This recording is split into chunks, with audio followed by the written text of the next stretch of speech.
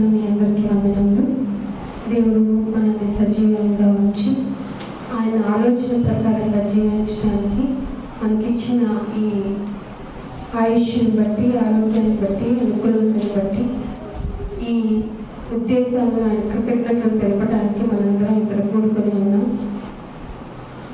దేవుని యొక్క మనస్సు ఎరగాలి అంటే ఆయనకి ఇష్టమైనది ఏంటో మనకు తెలుసుకోవాలి. ఆయనకి ఇష్టమైనది ఏంటో తెలియాలంటే ఆయన ప్రతిసారి వచ్చి మనుషులకు కనపడి నాకు ఇది చేయండి అని చెప్పేంత చిన్న పర్సనాలిటీ ఆయన కాదు.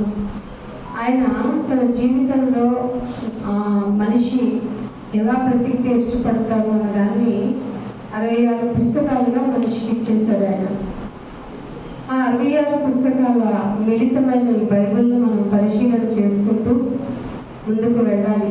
ఆ ఆలోచనతోనే మనకి ఆదివారం కూడికైనా ఏ విధంగా కూడుకున్నా ఆయన గురించి తెలుసుకుంటామనే సదుద్దేశమే.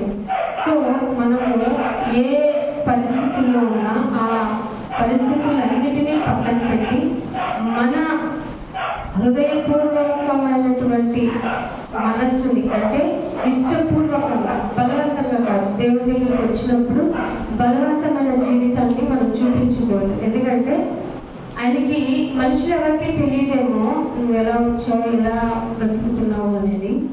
భగవంతుడికి తెలుసు. దేవాది దేవుడు అన్నీ తెలుసుకొని మనల్ని క్షమించి మనం ఈ భూమి మీద బ్రతికే విధానానికి లెక్కలు కట్టి నువ్వు మారుతావేమో అనే సమయాన్ని మనకిచ్చి, ఆ మారటానికి ఇచ్చిన సమయంలో ఏ విషయాలని పరిగణలోకి తీసుకోవాలని చెప్పడానికి బైబిల్ ఇవ్వబడింది. అందుకనే ఇప్పుడు చదివిన 34వ అధ్యాయంలో 16వ వచనం చూడండి. చాలండి. యెహోవా గ్రంథం ఉంది, దాన్ని మొక్కుబడిగా చదవకూడదట, పరిశీలించి. బైబిల్ని పరిశీలించే వాళ్ళు ఈరోజు ఈ అంత్య దినాల్లో చాలా తక్కువ మంది ఉన్నారనేది నిజం. గ్రంథాన్ని చదువుకోండి అని చెప్పట్లా, పరిశీలించి చదువుకోండి. ఏం చెప్తుంది బైబిల్? పరిశీలన అంటే నేను ఎందుకు నేను కూడుకోమన్నాను, నా దగ్గరికి ఎందుకు రమ్మన్నాను, వచ్చిన నీవు ఏమి సమర్పించమన్నాను, సమర్పించే ప్రక్రియలో నీ గుణాలు ఎలా ఉండాలన్నాను, నీ అంతరంగం ఏ విధంగా పరిశీలన చేసుకోమన్నాను, నా మందిరానికి వచ్చేటప్పుడు నీ ప్రవర్తన ఎలా ఉండాలని చెప్పాను. ఇలాంటివి మొదలుకొని నువ్వు జీవితంలో, ఈ జీవన ప్రయాణంలో ఏమి మదిలో పెట్టుకొని నీ జీవితాన్ని కొనసాగించాలి, ఏముంటే నువ్వు నరకాన్ని దాటగలవు, నరకం అంటే ఏంటి, నిజంగా ఉందా, స్వర్గం అంటే ఏంటి, ఎలా ఉంటుంది, స్వర్గంలో ఉండే వారికి అర్హతలు ఏంటి, వాళ్ళు భూమి మీద ఏ బ్రతికితే వాళ్ళు స్వర్గాన్ని ఇస్తాను. ఇలాంటివన్నీ ఏ ఒక్క విషయాన్ని కూడా మీరు మళ్ళీ మార్చక్కర్లేదు, పొల్లు పెట్టక్కర్లేదు, తీయక్కర్లేదు. ఒకవేళ మారుతాము, చేరుతాము అనుకుంటే మీకు ఖచ్చితంగా ఈ గ్రంథంలో ఉన్నటువంటి తెగుళ్ళన్నీ వస్తాయి. కాబట్టి మీరు ఈ గ్రంథాన్ని, అంటే దేవుని గ్రంథాన్ని పరిశీలించి చదువుకోండి. మన ఇంట్లో మనకున్న భౌతికపరమైనటువంటి ఇబ్బందులు కానీ, అవసరాలు కానీ, డిస్టర్బెన్సెస్ కానీ మనల్ని దేవుని దగ్గరికి తీసుకెళ్ళలేవు.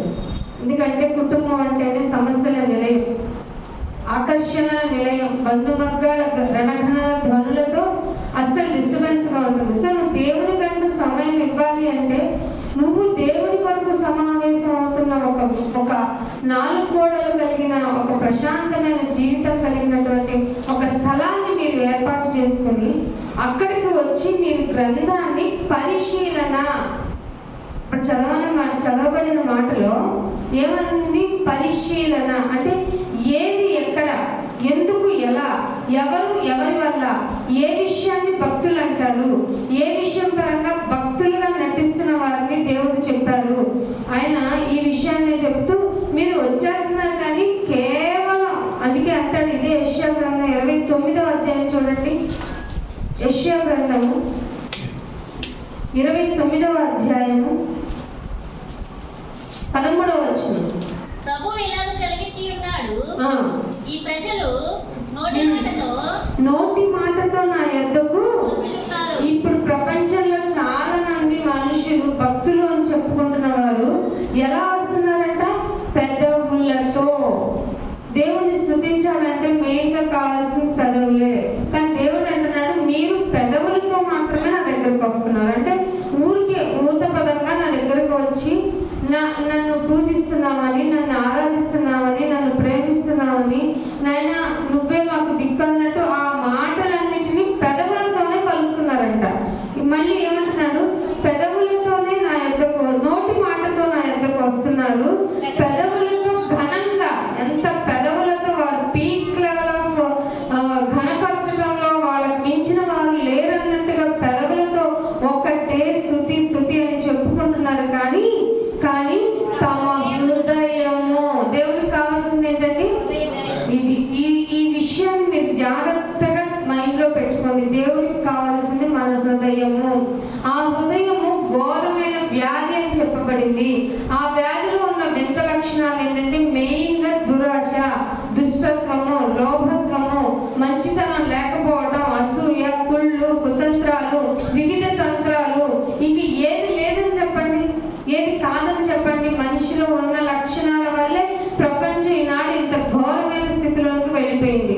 ఒకేసారి 10 దేశాల మీద యుద్ధం కలిగేలాగా మనిషి ప్రవర్తన ఉందంటే దేనివల్ల? హృదయంలో పుట్టిన కోరిక వల్ల. హృదయం ఎంత ఘోరమైందో చెప్పబడటానికి మనిషి చేసే వికృతమైన పనులు మనిషినే ఏం చేసేటట్టుగా ఉన్నాయి? మనిషినే నాశనం చేసే విధంగా ఉన్నాయి. ఆ నాశనం చేయబడుతున్న విధానంలో అమాయకమైన జీవంలో పోతున్నాయి. అంటే మనిషిలాగా మనిషి ఎలా అయితే ఫీల్ అవుతాడో, ఎలా అయితే హావభావాల్ని ప్రకటించగలడో, అదే మనిషి అదే ఎదురుగా ఉన్న ఇంకొక మనిషిని ఎంత క్రూయల్గా చంపగలిగితే, బాధ పెట్టగలిగితే అంతగా ఈనాడు మనిషి ఆనందపడతా ఉన్నాడు. అందుకే అన్నాడు దేవుడు, కానీ తమ హృదయములు నాకు దూరం చేసుకున్నారు, వారు నా ఎడల చూపించే భక్తంతా మానవులు కల్పించిన పద్ధతుల నుండి నేర్చుకున్నవి. నువ్వెలా చేసావంటే పూర్వీకులు చేశారు, నువ్వెలా చేసావంటే వాళ్ళ తరపు నుంచి. ఇలా వాళ్ళు లోకపరంగా ఏదైతే వాళ్ళకి భక్తిగా బాగుంటుంది అని వాళ్ళ హృదయాలకి తట్టిందో దాన్ని ఇంప్లిమెంట్ చేసి భక్తిని సాధన చేస్తున్నారు. ఇందుకే దేవుడు అన్నారు, మీరు పెదవులతో వచ్చేస్తున్నారు, నోటి మాటతో పలికేస్తున్నారు. సరే అని నేను వచ్చి చూసేది ఏమిటయ్యా అంటే హృదయం, అది మాత్రం చాలా ఘోరంగా ఉంది అంటున్నాడు. మీ జీవితంలో మీ ఎదుగుదల మీకు కావాలంటే, మీ బ్రతుకు మీకు మంచిగా ముచ్చటగా అనిపించాలంటే, మీ బ్రతుకు దేవునికి కూడా నచ్చాలి అంటే మీరు దేవుని గ్రంథాన్ని పరిశీలనగా చదువుకోవాలి. మాకు చదువు లేదు అంటే చదువు వచ్చిన వాళ్ళ పక్కనైనా కూర్చొని రోజు కనీసం చదవాల్సిందే. ఆయన దేవుడు కూడా అదే చెప్తూ ఉన్నాడు, నా మాటలు నువ్వు వినాలి, నువ్వు విని నీ పిల్లలకి చెప్పాలి, పిల్లలు వాళ్ళ పిల్లలకి చెప్పాలి. ఇలా తరాలుగా చెబితేనే నా గురించిన ఒక అవగాహన మీలో ఉంటుంది. లేకపోతే తర్వాత తరం వాడు ఏమంటాడంటే, ఒకవేళ బుద్ధిహీనుడైపోయి దేవుడు లేడేమో అనొచ్చు కదా, అసలు దేవుడు ఉన్నాడా, ఉంటే ఇలాంటి అకృత్యాలు ఎందుకు జరుగుతున్నాయి అంటాడు. వాటికి సమాధానం చెప్పలేక దేవుడు నిజ దేవుని యొక్క ఉనికి, ఆయన లక్షణాల గురించి ప్రచురణ ఆగిపోతుంది. పూర్తిగా మనుషులు దేవుని దృష్టిలో పాపాత్ములు అయిపోతారు. అంటే ఏ ఉద్దేశంతో అయితే దేవుడు మనుషుల్ని భూమి మీద నిర్మించి వారిని మీరంతా మీ జీవిత కాలంలో అంతా ఫలించి అభివృద్ధి పొందండి అన్నాడో, దానికి తూట్లు పొడిచే విధంగా మనుషులు నడుచుకుంటున్నారు. దానికి కారణం ఏమిటంటే దేవుని గ్రంథాన్ని పరిశీలనగా చదవకపోవడం. చదువుతాము, చదివి నేర్చుకున్న దాన్ని చెప్పేవాళ్ళు ఉన్నారు, వినండి అనే కూడా వినుటకు వారు మనస్సు లేకుండా ఉన్నారని చెప్తుంది బైబిల్.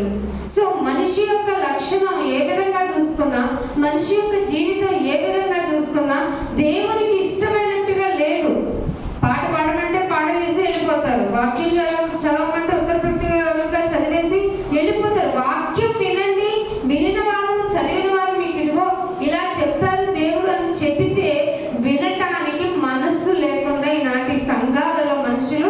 తయారైపోయారు. సో దేవుడు ఇది ముందే గ్రహించి మీకు 34లో ఏం చెప్తున్నాడు చూడండి, మొదటి వచనంలో, రాష్ట్రములారా నా యొద్దకు వచ్చి విని, ఏమంటున్నాడు ఆయన, మీరు మీ యొక్క భక్తిని ఎక్కడో చోట చూపించింది అన్నట్ల రాష్ట్రాలకు కూడా చెప్పేస్తున్నాడు. రాష్ట్రాలకు కూడా చెప్పాడు అంటే దేశానికి చెప్పాడు ఒక చోట, రాష్ట్రాలకు చెప్పాడు ఇంకొక చోట, పల్లెలకు చెప్పాడు ఒక చోట, ఎక్కడా వదిలిపెట్టలా. మనిషికి ఏ విధంగా చెబితే మనిషి రాగలడో గ్రహించుకున్న దేవుడు ముందే, ఆయన పేరే కదా, ముందే అన్ని ఎరిగినటువంటి భూత వర్తమాన భవిష్యత్ కాలాల్లో ఉన్నటువంటి ఆయన మన మనస్సు ఎరిగి ముందే చెప్పాడు. ఏమంటే వాళ్ళు ఎవరినో పిలిచాడు కదా, కాదు, రాష్ట్రంలో ఉన్న జనులకు కూడా ఇంటిమేషన్ ఇస్తున్నాడు. ఏమని? చెవి యొగ్గి ఆలకించండి. ఏమికి? చెవి పెట్టండి. నేను చెప్పేటప్పుడు చెవి పెట్టండి. ఏం చెబుతున్నాను, నా హృదయం యొక్క ఆలోచన ఏంటి, మీరు ఎలా ప్రవర్తిస్తున్నారు, ఏ విధంగా ఉంటే నేను మిమ్మల్ని లక్ష్య పెడతాను, ఏ విధంగా ఉంటే మీరు నెమ్మదిగా ఈ లోకంలో ఉండగలరు, అసలు మీరు నన్ను గనక లక్ష్యం పెట్టకపోతే మీకు వచ్చే సైడ్ ఎఫెక్ట్స్ ఏంటి, అన్ని రాయించాను గనక చెవి యొగ్గి ఆలకించండి. దేవుని బాధ ఏంటో తెలుసా, మీరు జాగ్రత్తగా వినండి. మొదట్లో చెప్పాడు ఆయన ఇశ్రాయేలుతో మొదలెట్టి, యేసు ప్రభువు దాన్ని ట్రాన్స్ఫర్మేషన్ చేసి చెవి గలవాడు, అందుకే చెవి యొగ్గి ఆలకించండి. భూమి దాని సంపూర్ణత, భూమి అనేది నీకు కనపడింది వరకే భూమి అనుకుంటున్నాం, దాని సంపూర్ణత అంతా, లోకంలో పుట్టినదంతా కూడా వినాలి. అంటే నేచర్ కూడా వినాలా? అవును, నేచర్ కూడా వినాలి, ప్రకృతి కూడా వినాలి. ఎందుకంటే సర్వ సృష్టికి వెళ్ళి సర్వ మానవాళికి సువార్తను సాక్షాత్మై ప్రకటించాలి. చివరికి ఏమైపోయిందో తెలుసా, సాక్షాత్మై ప్రకటింపబడాలి. ఎవరు వినేవారు లేరు కనుక ప్రకృతి వన్ డే వచ్చిన తర్వాత, ఏంటమ్మా నాకు ఎక్కడైనా చెప్పించావా నాయన అంటే, సువార్త ఎక్కడ చెప్పబడిందో ఆఖరికి నీ ఇంటి దూలాలు కూడా వచ్చి సాక్ష్యం పలుకుతాయని చెప్తుంది బైబిల్. నువ్వు అనుకుంటున్నా నేను వినకపోతే ఎవరు వింటారు, ఎవరు చూస్తారు, నేను చెప్పకపోతే ఏముందలే, నేను నా చెవి మొక్కపోతే ఏముంది, అసలు రాకపోతే ఏముందలే, నన్ను ఎవరు పట్టుకుంటారు, నా జీవిత కాలంలో హాయిగా వెళ్ళకపోతే నేను బ్రతకటం లేదా అనుకుంటారు. కానీ ఆయన ఇచ్చిన కృపాకాలం వన్స్ ఆయన కంచె తీసేస్తే నీ జీవితం ఎట్లా ఉంటుంది అంటే, నువ్వు చేతులెక్కి మొక్కుతావు, అయ్యో నడుచుకుంటా ఆయన దగ్గరికి వచ్చేస్తానంటావు, ఏ మాత్రము నీకు ఛాన్స్ దొరకదు. అందుకే దేవుడు దొరికిన కాలంలోనే ఆయన్ని వెతకాలి, వెతకితేనే దొరుకుతాడు ఆయన. నువ్వు అనుకున్న నోటి మాటలతో భక్తిని ప్రదర్శిస్తే ఆయన దొరకరు, కనపడరు, సరికదా, ఆయన అర్థమే కాదు. నీవు ఆయన మాటకి చెవి యొగ్గాలి, ఆయన మాటకి చెవి యొగ్గాలి, దానిలో ఉన్న సంపూర్ణత అంతయు, లోకము దానిలో పుట్టినదంతా వినాలట. ఎందుకు వినాలి? వింటే రేపు వచ్చి నీతో పాటు నీ పక్కన నా కుర్చీనైన నేను సాక్ష్యం. ఇక్కడ ఉన్న ఈ ఫ్యాన్లు, ఈ స్లాబ్, ఈ ఇటుక ముక్కలు, ఏ వస్తువులైతే నిర్జీవంగా ఉన్నాయో అవన్నీ సాక్ష్యంగా నిలబడతాయి. ఏంటి ప్రభు ఎంత అన్యాయం చేసా, ఒక్క మాట నాకు చెప్పాలి కదా అనే మాటకి ఆయన అడ్డుకట్ట వేయటానికి ఇప్పుడు సువార్త ప్రకటింపబడుతుంది. అందుకే మీలో కొంతమంది అయినా మారతారన్న సదుద్దేశంతో దేవుడు ఏం చెప్పాడంటే, మీరు యెహోవా గ్రంథమును పరిశీలించి చదువుకోండి అంటున్నాడు. కీర్తన 94 చూడండి, 94వ కీర్తన 9వ వచనం చూడండి. చెవులను కలుగజేసిన వాడు వినకుండునా, ఏమిటట? చెవులను కలుగజేసిన వాడు వినకుండునా, కంటిని నిర్మించిన వాడు కానకుండునా. నీకు చెవులు ఎవరిచ్చారు? కళ్ళు ఎవరిచ్చారు? చెవులు ఇచ్చిన వాడు ఆయన వినడనుకుంటున్నావా ఏంటి? నువ్వు ఏం మాట్లాడుతున్నావు, ఎలా ప్రవర్తిస్తున్నావు అనేది చూడడనుకుంటున్నావా?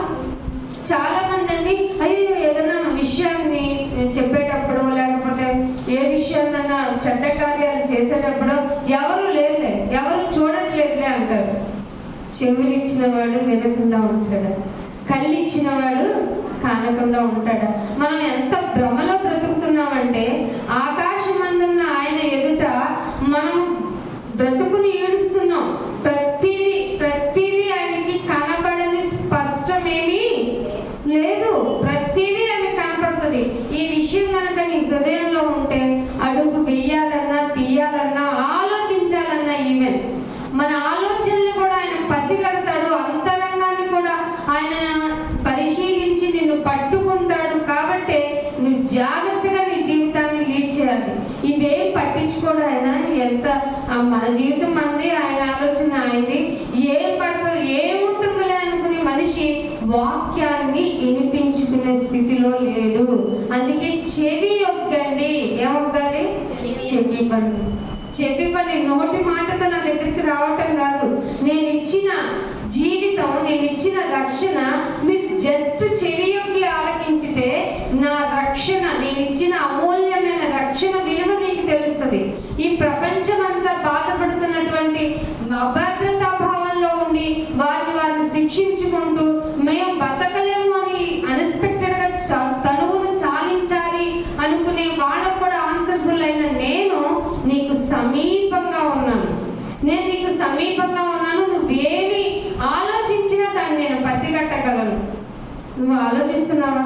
ఎలా బ్రతకాలో ఆలోచిస్తున్నావా? అందుకే అంటున్నాడు. ఇదే యెషయా గ్రంథము 48వ అధ్యాయం చూడండి. యెషయా గ్రంథము 48వ అధ్యాయం 17వ వచనం. 48వ అధ్యాయము 17వ వచనం. నీ విమోచకుడును ఇశ్రాయేలు పరిశుద్ధ దేవుడునైన యెహోవా ఇలాగ సెలవిచ్చుచున్నాడు, నీకు ప్రయోజనము కలుగునట్లు ఏంటంటే నీకు యూస్ఫుల్ అయ్యేటట్లుగా నీ దేవుడునైన నేనే నీకు ఉపదేశమును చేయదు. మీరు అనుకున్నారు ఇక్కడ ఎవరినో నుంచోబెట్టి వాళ్ళు చెప్పేది వాళ్ళు చెప్పుకుంటున్నారు అనుకున్నారు. కాదు, నీకు యూస్ఫుల్ అవ్వటానికే ఇక్కడ ఒకరిని ఏర్పాటు చేసి వాళ్ళని నేను బోరగా పెట్టుకొని నీకు ఉపదేశం చేస్తాను.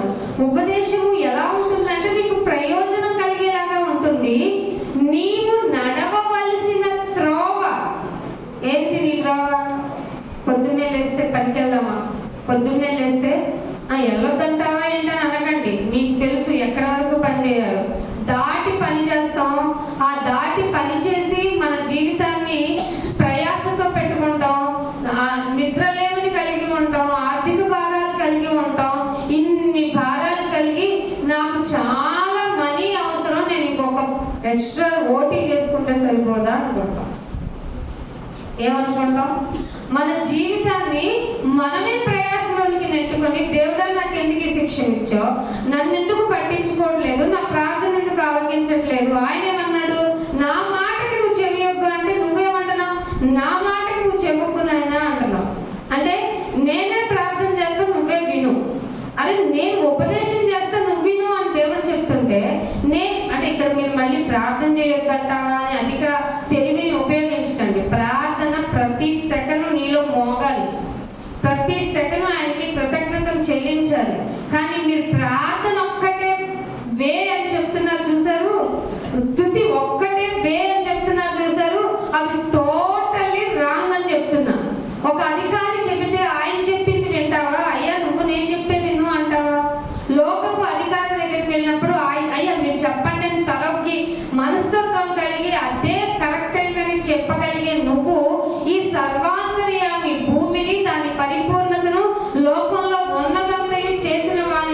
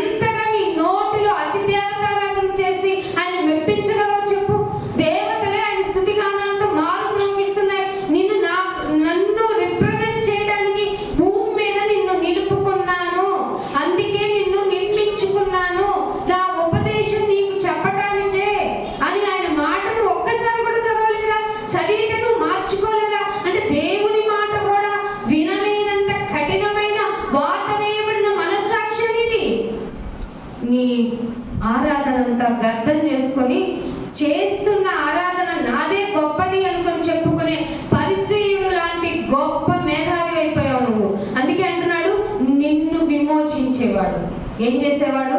ప్రతి విధమైన అన్ని లోకపరమైన ఇబ్బందుల నుండి, అసలు హృదయాన్ని ప్రతి విధమైన మరణకరమైన ప్రతి దాని నుండి నిన్ను విమోచించే విమోచకుడు పరిశుద్ధుడైన దేవుడు. ఆయన ఏం చెప్తున్నాడు? నేను నీకు ప్రయోజనకరము కలుగునట్లుగా. నీకు ప్రయోజనకరము అంటే ఉపయోగపడేలాగా.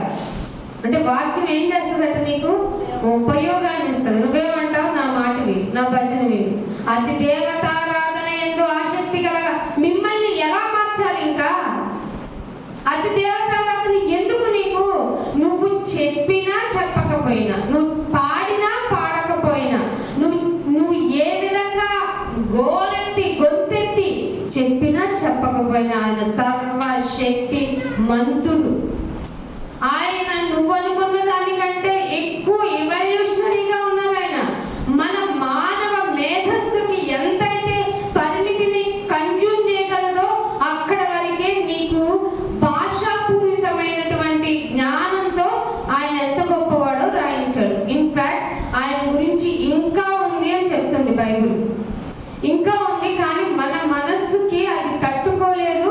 ఒక యేసుప్రభు వారే అన్నారు, భూలోక సంబంధమైన విషయాలే మీకు చెప్తుంటే మీకు అర్థం కావటం లేదే, ఆత్మపూర్వకమైన సంగతులు చెప్తే మీరు ఎలా ఒప్పుకుంటారు? ఒప్పుకోరు కదా, వితండవాదం చేస్తారు.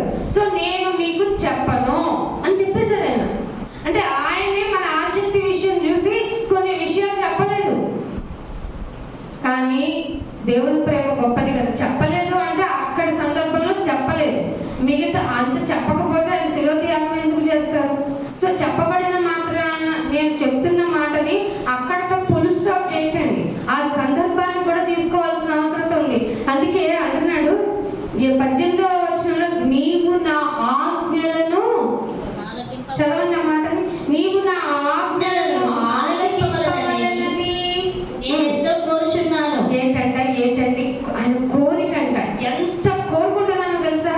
నువ్వు నన్ను గెలవాలని, తర్వాత పెళ్లి చేసుకున్నాక నువ్వు చస్తే బాగుండు, నీ మీద నాకు, నా మీద నీకు, ఇద్దరం భక్షించుకొని కలుచుకొని పంచాయతీలు తీసుకెళ్ళి మళ్ళీ పోట్లాడుకున్న వాళ్ళ మధ్య పెడతాం. వాళ్ళు మాట్లాడుకోరా, వాళ్ళు తిట్టుకోరా, వాళ్ళు వచ్చి మళ్ళీ నీకు నీతులు చెప్తా ఉంటే శుభ్రంగా వింటాం. దేవుడు అంతకు మించి మాట్లాడుతున్నాడు. ఏంటో తెలుసా? నీవు నా ఆజ్ఞలను వినాలి. ఆజ్ఞల్లో ఆయన ఆజ్ఞ ఏముందండి? పాటించేయచ్చు అనొచ్చు కదా. శత్రువుని ప్రేమించండి. అవుతుందా మన వల్ల? ఒకే గొడుగు కింద భార్య భర్తను ప్రేమించలేదు, భర్త భార్యను ప్రేమించలేదు, ఒకరికొకరు త్యాగాలు అసలు కంటే చేసుకోవడం నీకెందుకు చేయాలంటారు. అదే ప్రేమ అంటే? ప్రేమ అంటే అదే కాదు. నువ్వు చెడ్డవాడివని తెలిసి, నువ్వు తప్పు చేస్తావని తెలిసి, జగత్తు పునాది వేయబడక ముందే తన కుమారుని పంపించి త్యాగం చేయించి నీకు రక్షణ కలిగించాడే, అది కదా ప్రేమ అంటే. ఆ ప్రేమ ఒప్పొంగదు, ఆ ప్రేమ తత్తరపడదు, ఆ ప్రేమ అన్నిటినీ తాళుతుందట.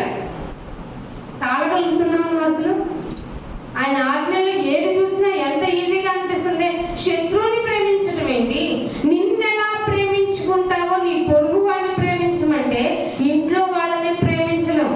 స్వార్థపూరితమైన ప్రేమలు మనవి. మన ప్రేమలు ఎలా ఉంటాయంటే అవసరాన్ని బట్టి, శరీర కోరికలను బట్టి, లేదంటే ఏదైనా అట్రాక్టివ్ థింగ్స్ బట్టి మన ప్రేమలు మొదలవుతూ ఉంటాయి. అవి త్వరగా ఎండిపోతాయి. దేవుని ప్రేమ ఎప్పటికీ నిలుచును. కంచు మోగినట్టు మోగిన ఎలా మాటలు చెప్తారు చూడండి.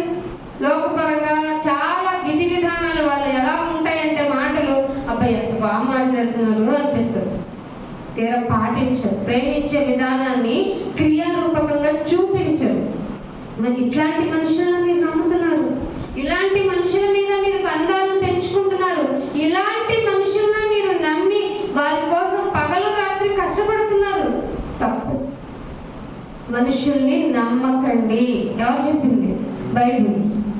కొండెములో ఉండదట, తేలుకు కొండెములో విషం ఉంటుంది, ఇంకొకరికి పాముకి కూరల్లో ఉంటుంది. ఒక పర్సనాలిటీ ఉందంట, నిలువెల్ల విషం. ఎవరా జంతువు? జంతువై ఉన్న అతి తెలివైన మానవ జాతి. నిలువెల్ల విషం. మళ్ళీ ఎదుటోళ్ళ మీదకే జిమ్మటానికి కాదు, ఎదుటోళ్ళ మీదకే ఆ విషయాన్ని జిమ్మటానికి నీవే నాశనం చేసుకుంటున్నావు ఆజ్ఞ వినకుండా. ఆయన మాట వినకుండా నిన్ను నువ్వే నాశనం చేసుకుంటున్నాడు. అందుకే అంటున్నాడు, నీవు నా ఆజ్ఞలను ఆలకించాలని నేను ఎంతో కోరుతున్నాను.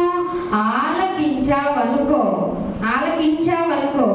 నీ క్షేమము నది. క్షేమం లేదయ్యా మా ఇంట్లో, నెమ్మది లేదయ్యా మా ఇంట్లో, సమాధానం లేదయ్యా మా ఇంట్లో అంటే ముందు నువ్వు ఆయన ఆజ్ఞను వినటం లేదు. చెవి గలవాడు వినుగాక. నేను మనుష్య జాతి మొత్తాన్ని చెవి ఒక్కమన్నాను.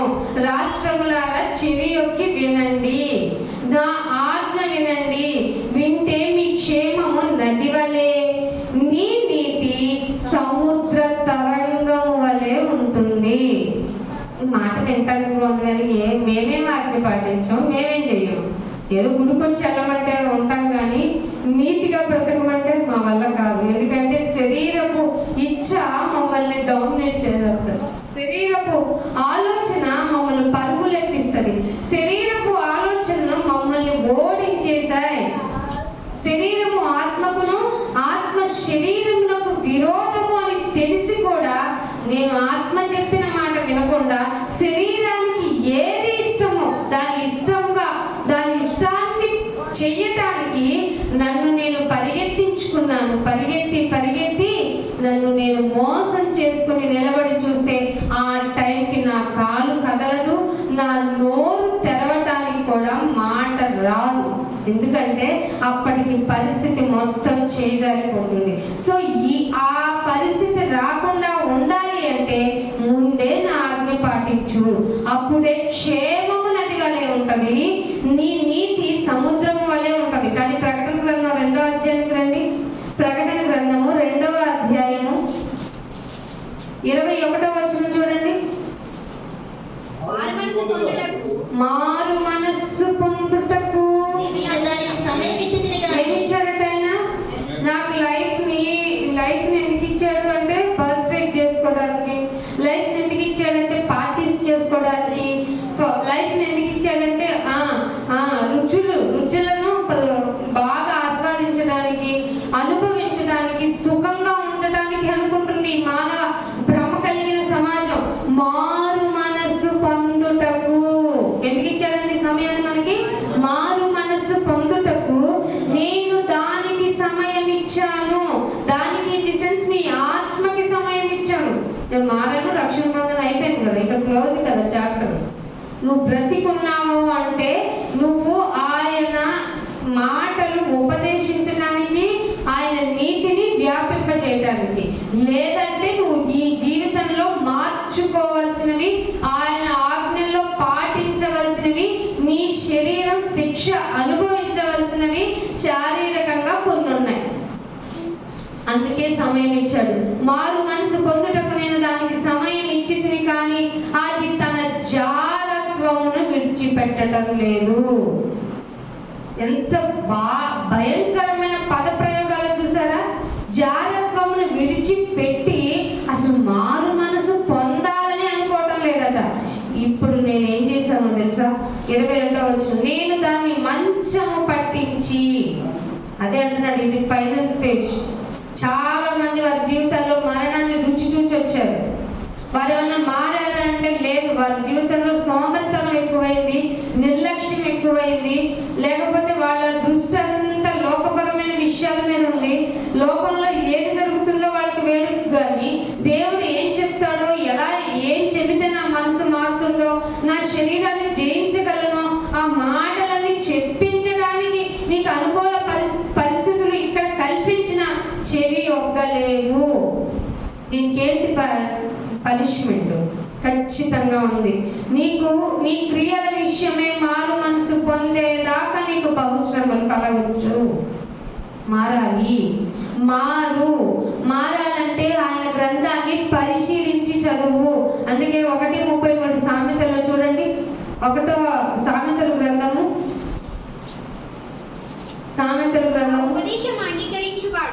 నా ఉపదేశమును అంగీకరించాలి. ఏం చేయాలి? ఆయన ఉపదేశాన్ని అంగీకరించాలి. అసలు మన జీవితంలో ఆయన ఉపదేశాన్ని అంగీకరించిన వాళ్ళు ఎంతమంది చెప్పండి? మేమందరం అంగీకరించాలి. మీరు అంగీకరించేది ఎంత టైమో చెప్పనా?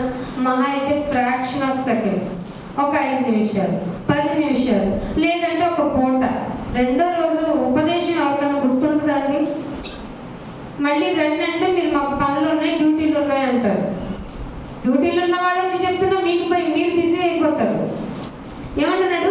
నా ఉపదేశాన్ని అంగీకరించేవాడు సురక్షితంగా. మనం అనుకుంటున్నా డబ్బు సంపాదించుకుంటే సురక్షితంగా ఉంటాం. ఎన్ని వేల కోట్లకు అధిపతి తెలుసా వాళ్ళు చనిపోయిన ఇరాన్ అధ్యక్షుడు. చాలా 37 సంవత్సరాలు వెళ్ళాడు ఇరాన్ని. ఇరాన్ అంటే మనం పుస్తకాల్లో కనపడుతుంది, ప్రాచీన సంస్కృతి కలిగినది. ఎలా చనిపోయాడు? 34 అణుబాంబులు వేశారంట. మరి ఎలా బ్రతుకుతాడు? ఆయన ఉపదేశం కదా వినాలి. మతం ఎప్పుడు నిన్ను మరణానికి తీసుకెళ్తుంది, మార్గమైన ఆయన ఆజ్ఞే నిన్ను కాపాడుతుంది. అందుకు ఏం చేయాలంటే నీ హృదయం నలగాలి, నిన్ను నువ్వు తగ్గించుకోవాలి. నీవు తగ్గించుకునే స్వభావివి కావు, నిలువెల్లా విషయం కలిగిన వాడవు. అందుకే నేను దానికి ప్రక్షాళన కలిగించడానికే నా ఉపదేశం వినమంటున్నా, విన్న నీవు అంగీకరించమంటున్నా. ఉపదేశము విని అంగీకరించువాడు సురక్షితంగా ఉండును, వాడు కీడు వచ్చునన్నా ఏ లేదంట. ఎప్పుడు చూడు మనిషి నోటి నుండి వచ్చేది భయం భయం భయం భయం. అమ్మ చచ్చిపోతాను, రోగం వచ్చింది చచ్చిపోతాను, డబ్బు లేదు చచ్చిపోతాను, గాలి వచ్చింది చచ్చిపోతాను, అమ్మో భయం భయం. ఆయన ఉపదేశాన్ని కనుక నువ్వు యాక్సెప్ట్ చేస్తే, నోటి మాటతో కాదు సుమా, ఆయన ఉపదేశాన్ని హృదయపూర్వకంగా కనుక నువ్వు యాక్సెప్ట్ చేస్తే కీడు వచ్చునన్న భయము లేక నెమ్మదిగా ఉంటావు. అనిపించింది ఎప్పుడన్నా? అనిపించలేదు అంటే నీలో ఇంకా భయం ఉంది అంటే నువ్వు ఖచ్చితంగా ఆయన ఉపదేశాన్ని, ఆయన మాటను అంగీకరించటం లేదు. అందుకే ఆయన చెప్తున్నాడు మళ్ళీ, నా గ్రంథాన్ని పరిశీలించి చదువుకో. పరిశీలన నీకు చేత కాదు కాబట్టి సమాజంగా కూడుకున్నప్పుడు మీకు మేలైనది జరిగేలాగా నేను ఉపదేశం మీకు ఇప్పిస్తాను. మీరు లోకంలోకి వెళ్ళిన తర్వాత ఏది ప్రాముఖ్యమైనదో తెలుసుకుంటారు, మీ అడుగులు జాగ్రత్తగా వేసుకుంటారు. అసలు ఇక్కడికి రావడం ఆయన ఇచ్చిన సుకృతము అని గ్రహించి, ఇంత గొప్ప రక్షణ ఆయన నువ్వు నాకు ఇచ్చింది అని మిమ్మల్ని మీరు క్షమాపణ అడుగుతారు. అందుకే 2 కొరింథీయులకు రాసిన పత్రిక, లాస్ట్ ఒక మాట చూపించి ముగిస్తాను చూడండి. 2 కొరింథీయులకు రాసిన పత్రిక 9వ అధ్యాయము 8వ వచనం చూడండి. 9వ అధ్యాయము 8వ వచనం. అన్నిటి యందు అడుగు తీసి అడుగు వేసే ముందు, మాటకు ముందు మాటకి వెనక, నీ చూపుకి ముందు చూపుకి వెనక, అసలు ప్రతి విషయం టోటల్ గా కలిపితే అన్నిటి యందు ఎల్లప్పుడూ మీలో మీరే. ఏమన్నాడైనా? మీలో మీరే. అయ్యగారిని చూసి నేర్చుకున్నాను, ఎంతవరకు ఉపయోగపడుతుంది. అమ్మని చూసి నేర్చుకున్నాను, ఎంతవరకు ఉపయోగపడుతుంది. అక్కని చూసి నేర్చుకున్నాను. కొన్ని గంటలు, కొన్ని రోజులు తర్వాత పడిపోవటం కామన్. మరి ఎవరిని చూసి నేర్చుకోవాలి? వాక్యం చూసి. మీలో మీరు సర్వ సమృద్ధి ఏముండాలట? సర్వ సమృద్ధిగా డబ్బులు కాదు ఉండాల్సింది, సర్వ సమృద్ధిగా ఇంట్లో ఫెసిలిటీస్ కాదు ఉండాల్సింది. ఉన్నా లేకపోయినా మనం పోతామండి, ఇది నిజం. ఇది గుర్తుపెట్టుకోండి, పోతాం. ఎవ్వరూ పర్మనెంట్ కాదు ఇక్కడ. ఈ కొద్ది జీవితానిగా నీ శరీరపు కోరికలు చేసుకొని సమాజంలో నీ మీద నువ్వు నింద చేసుకొని బ్రతుకుతావు. ఆత్మని గెలిపించు, తండ్రిని మెప్పించు. ఆ తండ్రి ఇచ్చిన రక్షణ గురించి అనుక్షణం కృతజ్ఞత కలిగి ఉండు. ఎంత గొప్ప రక్షణ అయినా లోకంలో మనుషులు ఎలా ఏ విధంగా బానిసలైపోయారు నాయన. తాగందే బ్రతకలేని జీవితం, తాగిన వారి జీవితంలో నర్వస్ సిస్టమ్ అంతా డ్యామేజ్ అయిపోయి, కిడ్నీలంతా పోయి, వాళ్ళు బ్రతుకు ఏడ్చలేని ఘోరమైన స్థితికి వెళ్ళిపోతే, ఆ మార్గమే తప్పని నన్ను ఆకర్షించి ఆ లోకం నుండి వేరు చేసి నన్ను ఇక్కడికి తెప్పించి, నీ మాటలు వినేలాగా, నీ చెవి ఒగ్గేలాగా, నీ గ్రంథాన్ని పరిశీలించుకునేలాగా నా జీవితాన్ని మార్చావు కదా నాయన. ఏమివ్వగలను నేను అని అనలేదు, కానీ హృదయము, నా హృదయాన్ని నాయన అదే కదా సజీవంగా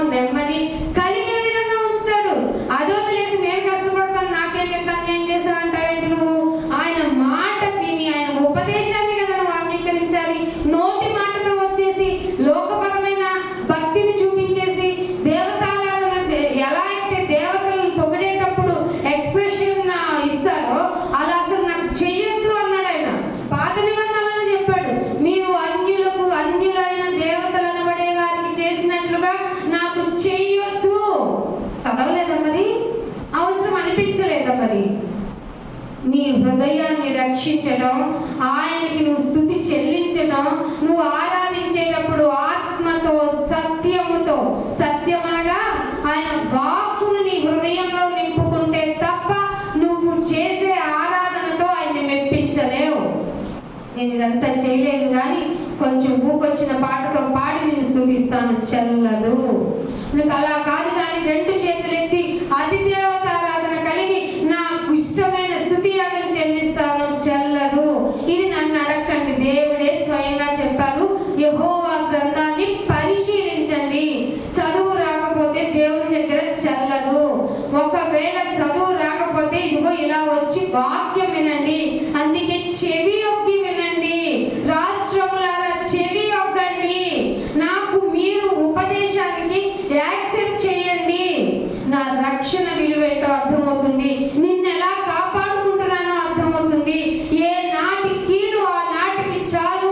ఏ రోజైతే ఆ రోజు ఆ దినం గురించి ఆలోచించుకుంటుంది. నువ్వు నన్ను వెంబడించు. నన్ను వెంబడించాలి అంటే నిన్ను నువ్వు ఉపేక్షించుకోవాలి, నిన్ను నువ్వు వదులుకోవాలి. నువ్వు ఏం వదులుకోవు సరికదా. నీ శరీరం ఏ కోరికలైతే కోరుతుందో వాటన్నిటిని తీర్చుకొని సర్వానందం పొంది ఇక్కడికి వచ్చి నాయనా అని నోటి మాటతో ప్రార్థిస్తానంటావేంటి? అది ఎలా ఒప్పుకుంటాడు దేవుడు? నీ ఆరాధన ఆత్మీయంగా ఉందా? దేవుడి ఆత్మతో మింగిల్ అవుతుందా? సత్యముతో ఉందా? సత్యం అనగా ప్రాసెస్ ఆఫ్ వర్షిపింగ్. ఎలా ప్రార్థించమన్నాను? హృదయంతో కదా రమ్మన్నాను. హృదయం చావదు కదా, నీ ఆత్మ చావదు కదా, ఆ విషయం గుర్తెరిగి కదా, అలాంటి మాటలు వినపడే చోటికి కదా నువ్వు పరిగెత్తి వెళ్ళి ఆశ్రయ దుర్గంగా దాక్కోవాలి. నీకు ఇష్టమైన అనుకూలమైన బోధకులను తయారు చేసుకొని దురదృష్టములు కలిగిన వారే అనుకూలమైన బోధకులను వెళ్ళిపోతావు. కొంచెం గట్టిగా చెప్తే ఉండలేరా విశ్వాసులు? ఎందుకు ఉండలేరు? ఇది చెప్పబడుతున్న మాట దేవుని మాట కదా. ఇక్కడే ఒక మనుషుని ద్వారా దేవుని మాట నీకు పట్టలేనప్పుడు, పట్టించుకోలేనప్పుడు అసలు అక్కడికి వెళ్ళిన తర్వాత ఆయన నువ్వు చూడగలవా? ఎదుర్కొనగలవా? అందుకే ప్రక్షాళనగా దేవుడు చెప్తున్నాడు, మారండి, మారు మనస్సు పొందండి, చెవి యొక్కండి, నా మాట ఆలకించండి. నేను ఇచ్చిన రక్షణ చాలా గొప్పది. అందుకే మీరు ఇక్కడికి వచ్చిన తర్వాత మీ ఆరాధనలో నాయన నువ్వు నీ గ్రంథాన్ని పరిశీలించుకుంటే నువ్వు ఇష్టపడే భక్తి ఏంటో నాకు తెలిసింది. ఇన్ని రోజులు నోటితో ప్రార్థించడం, నోటితో స్తుతించడమే ఆరాధన అనుకున్నాను. ఆత్మయందు తీవ్రత కలిగి అన్ని విషయాల్లో సమృద్ధిగా నీ ప్రతి సత్కార్యాన్ని చేయడానికి నన్ను బలపరిచి స్థిరపరిచి ఇక్కడ ఉంచావు. చూసావా నాయన, అది నాకు ఇచ్చిన ఉచితమైన కృప.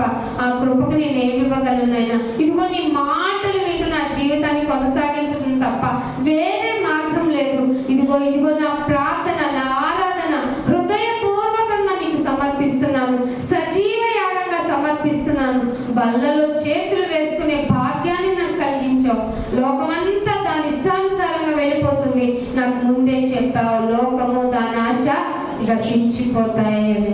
నిత్యమైన నీ మాటను వినటానికి, అది ఎల్లప్పుడూ నిలిచే మాటని తెలియచేయడానికి నన్ను ఆకర్షించావు. నేను ఎలాంటి వాడిని? నేనేమన్నా మంచివాడినా? నా మంచిది ఏదీ లేదు. అయినా నన్ను ఆకర్షించుకున్నావు. అది నువ్వు ఇచ్చిన ఉచితమైన కృప. నీ ప్రేమకు నేను ఎలా కృతజ్ఞతలు చెల్లించను అంటూ సాష్టాంగ పడుతూ సర్వాంతర్యామి అయిన ఆయనకి మీరు మీ ప్రక్షాళన కలిగించే విధంగా మాటలతో ఆయన కాకుండా హృదయపూర్వకంగా ఆయనకి ఆరాధన చేయండి. అటు ధన్యత మీకు అందరికీ దేవుడు దయచేయాలని కోరుకుంటూ నా మాటలు ముగిస్తున్నాను. ప్రార్థన చేసుకుందాం. తండ్రి, రాష్ట్రాలకు చెప్తున్నారు, దేశాలకు చెప్తున్నారు, ప్రపంచం అంతా ఘోరమైన స్థితిలోకి వెళ్ళిపోతుంది. మీరు నా మాట వినండి. నన్ను ఆరాధించటం అంటే ఆత్మతో ఆరాధించటం, సత్యము తెలుసుకుని ఆరాధించటం. ఆయన అతి దేవతారాధన ఆసక్తి మాలో నుంచి తీసివేయండి. హృదయపూర్వకంగా మీరు ఇచ్చిన రక్షణకి ప్రతి రోజు మేము రుణపడేవాళ్ళమే. కానీ మేము ఒక దినాన్ని ఏర్పాటు చేసుకున్నాం. మీరు ముచ్చటపడి మాకు అనుకూలించే విధంగా పరిస్థితులు కలిగించారు. నేను బట్టి స్తోత్రాలు. నిజంగా మీరు పరిపూర్ణమైన ప్రేమమయుడునైనా. మీ ప్రేమకు మేము ఏమి ఇవ్వలేము అనలేము, కానీ ఇదిగో మీరు కోరుకుంటున్న హృదయాన్ని మేము సమర్పిస్తున్నాం. లోకపు ఆకర్షణలోకి వెళ్ళిపోతున్న ఈ శరీరాన్ని లాగి నలగొట్టి ఇక్కడ పెడుతున్నాం నాయన. మమ్మల్ని క్షమించండి, మా పాపాలని మా బలహీనతలన్నింటినీ ఒప్పుకుంటున్నాం. నీకు ఎన్ని విధాలుగా ఆరాధించిన ఆ రుణం చెల్లించుకోలేనిది, కానీ మాకు ఇచ్చిన అవకాశాన్ని సద్వినియోగం చేసుకుంటున్నాం. బలలో చేతులు వేస్తూ నేను జ్ఞాపకం చేసుకుంటున్నాం. ఆరాధించడంలో నాయన నీకు ఇష్టమైన ఆరాధన వస్తున్నాం. నోటి మాటతో కాకుండా నీకు ఇష్టమైన జీవితాన్ని నేను సమర్పిస్తూ మీ కొరకునైనా నిజమైన భక్తులుగా నిలవబడుటకు మాకు ఇచ్చిన అవకాశాన్ని సద్వినియోగం చేసుకునే పరిస్థితులు, జ్ఞానము, వివేకము ఇచ్చినందుకు స్తుతులు చెల్లించుకుంటూ యేసుక్రీస్తు వారి అతి పరిశుద్ధమైన నామమున ఈ ప్రార్థనను అడిగి